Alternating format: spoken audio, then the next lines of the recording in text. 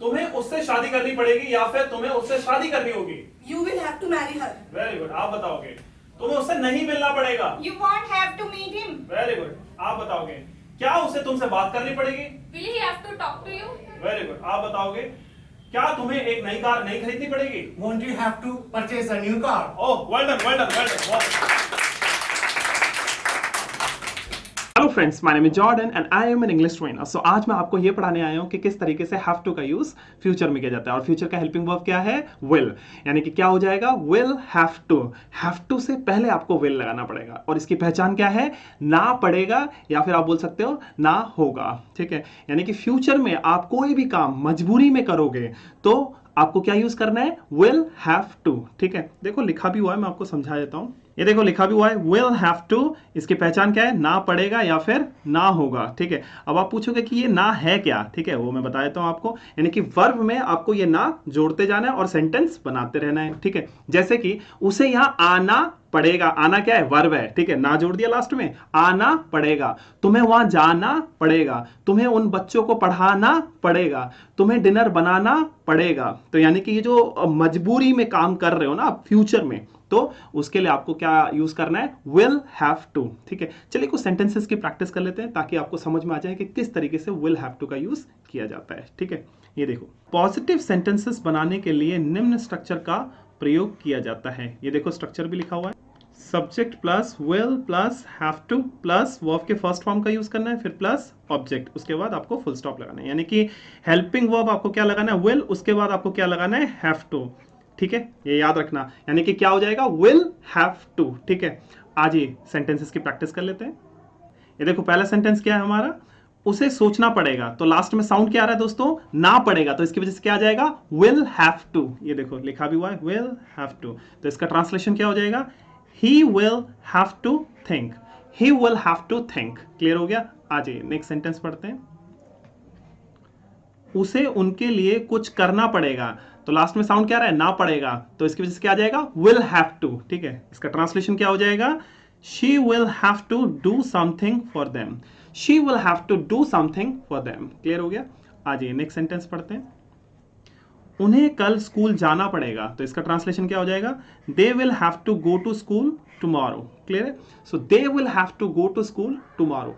ठीक है, चलिए नेक्स्ट सेंटेंस पढ़ते हैं, मुझे अपना अतीत भूलना पड़ेगा। तो इसका ट्रांसलेशन क्या हो जाएगा, I will have to forget my past. ठीक है, नेक्स्ट सेंटेंस है हमारा, दर्शित को ध्रुव से माफी मांगनी पड़ेगी। दर्शित को ध्रुव से माफी मांगनी पड़ेगी। ठीक है, तो इसका ट्रांसलेशन क्या हो जाएगा, Darshit will have to apologise to Dhruv. ठीक है, Darshit will have to apologise to Dhruv. Clear हो गया। आज ये अब हम नेगेटिव सेंटेंस पढ़ेंगे। ठीक है, ये देखो, नेगेटिव सेंटेंसेस बनाने के लिए निम्न स्ट्रक्चर का प्रयोग किया जाता है। ठीक है, सो हमारा स्ट्रक्चर भी दिया हुआ है। ये देखो, subject plus will plus not plus have two plus verb के फर्स्ट फॉर्म का यूज करना है, फिर प्लस ऑब्जेक्ट, उसके बाद आपको क्या लगाना है, फुल स्टॉप। ठीक है, यानी कि आपको विल के बाद नॉट लगाना है, ये थोड़ा ध्यान रखना, फिर नॉट के बाद हैव टू।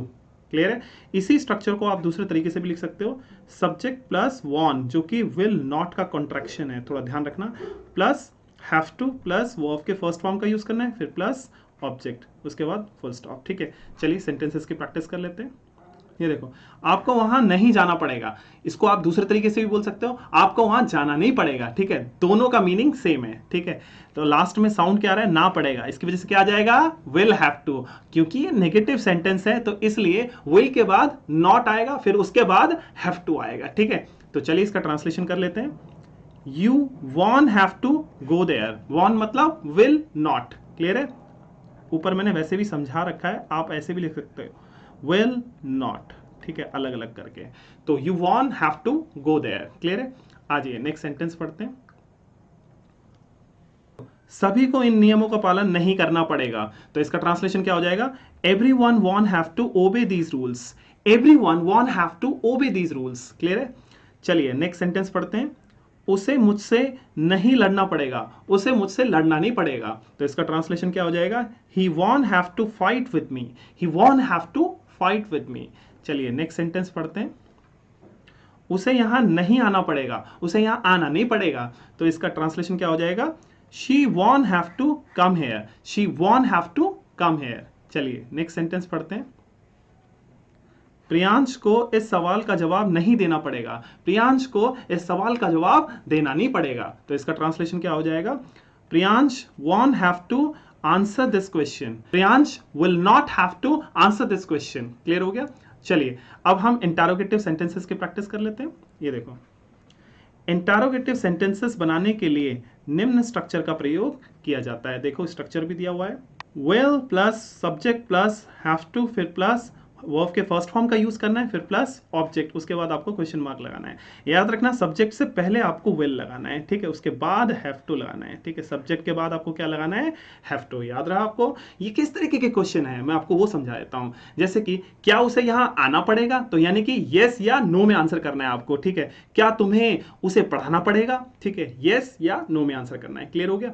चलिए सेंटेंसेस की प्रैक्टिस कर लेते हैं। ये देखो पहला सेंटेंस क्या हमारा, क्या मुझे उसे माफ करना पड़ेगा? क्या मुझे उसे माफ करना पड़ेगा? तो लास्ट में साउंड क्या रहा है? ना पड़ेगा। तो इसकी वजह से क्या आएगा? Will have to. क्योंकि ये इंटरोगेटिव सेंटेंस है इसलिए विल सब्जेक्ट से पहले यूज होगा, उसके बाद आपको क्या लिखना है? Have to. यानी कि सब्जेक्ट के बाद आपको हैव टू लिखना है और सब्जेक्ट से पहले विल लगाना है, ठीक है। चलिए इसका ट्रांसलेशन कर लेते हैं। Will I have to forgive him? Will I have to forgive him? Clear है? आ जाइए नेक्स्ट सेंटेंस पढ़ते हैं। क्या उसे अपने कपड़े इस्त्री करने होंगे? तो लास्ट में साउंड क्या रहा है? ने होंगे। तो इसकी वजह से क्या आएगा? Will have to. क्योंकि ये इंटरोगेटिव सेंटेंस है तो इसलिए विल सब्जेक्ट से पहले आएगा और हैव टू सब्जेक्ट के बाद आएगा, ठीक है। चलिए इसका ट्रांसलेशन कर लेते हैं। Will he have to iron his clothes? Will he have to iron his clothes? ठीक है। चलिए नेक्स्ट सेंटेंस पढ़ते हैं। क्या मेरे पिता को अपना कमरा साफ करना पड़ेगा? तो इसका ट्रांसलेशन क्या हो जाएगा? Will my father have to clean his room? Will my father have to clean his room? ठीक है। चलिए नेक्स्ट सेंटेंस पढ़ते हैं। क्या उसे वहां पढ़ना पड़ेगा? क्या उसे वहां पढ़ना पड़ेगा? तो इसका ट्रांसलेशन क्या हो जाएगा? Will she have to study there? Will she have to study there? चलिए नेक्स्ट सेंटेंस पढ़ते हैं। क्या कबीर को झूठ बोलना पड़ेगा? क्या कबीर को झूठ बोलना पड़ेगा? देखो इसका ट्रांसलेशन क्या हो जाएगा? Will Kabir have to tell a lie? Will Kabir have to tell a lie? ठीक है। चलिए अब हम पढ़ेंगे नेगेटिव इंटरोगेटिव सेंटेंसेस। आ जाइए। नेगेटिव इंटरोगेटिव सेंटेंसेस बनाने के लिए निम्न स्ट्रक्चर का प्रयोग किया जाता है। देखो स्ट्रक्चर भी लिखा हुआ है, will plus subject plus not, यानी कि आपको सब्जेक्ट के बाद नॉट लगाना है, ठीक है।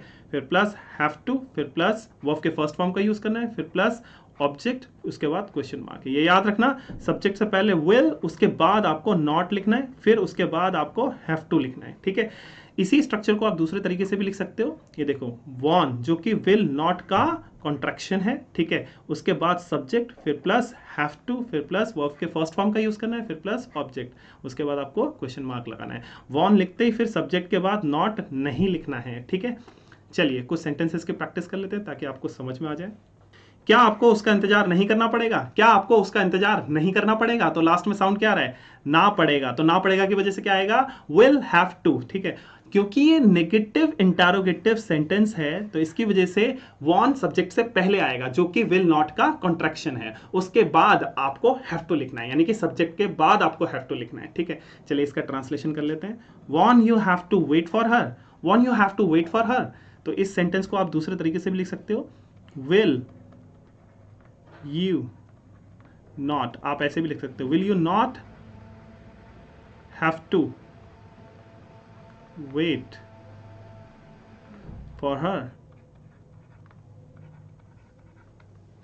Will you not have to wait for her? ठीक है, तो इस तरीके से भी लिख सकते हो। आ जाइए नेक्स्ट सेंटेंस पढ़ते हैं। क्या उसे उन्हें नहीं पढ़ाना पड़ेगा? तो इसका ट्रांसलेशन क्या हो जाएगा? won't she have to teach them? won't she have to teach them? ठीक है। आ जाइए नेक्स्ट सेंटेंस पढ़ते हैं। क्या कार्तिक को वह काम नहीं करना पड़ेगा? क्या कार्तिक को वह काम नहीं करना पड़ेगा? तो इसका ट्रांसलेशन क्या हो जाएगा? Won't Kartik have to do that work? Won't Kartik have to do that work? आ जाइए नेक्स्ट सेंटेंस पढ़ते हैं। क्या उसे सुबह जल्दी नहीं उठना पड़ेगा? क्या उसे सुबह जल्दी उठना नहीं पड़ेगा? चलिए इसका ट्रांसलेशन कर लेते हैं। Won't he have to wake up early in the morning? Won't he have to wake up early in the morning? आ जाइए नेक्स्ट सेंटेंस पढ़ते हैं। क्या तुम्हारे पिता को दवाई नहीं खानी पड़ेगी? इसी सेंटेंस को आप दूसरे तरीके से भी बोल सकते हो, क्या तुम्हारे पिता को दवाई खानी नहीं पड़ेगी? दोनों ही सेंटेंसेस का मीनिंग सेम है। चलिए इसका ट्रांसलेशन कर लेते हैं। Won't your father have to take medicine? Won't your father have to take medicine?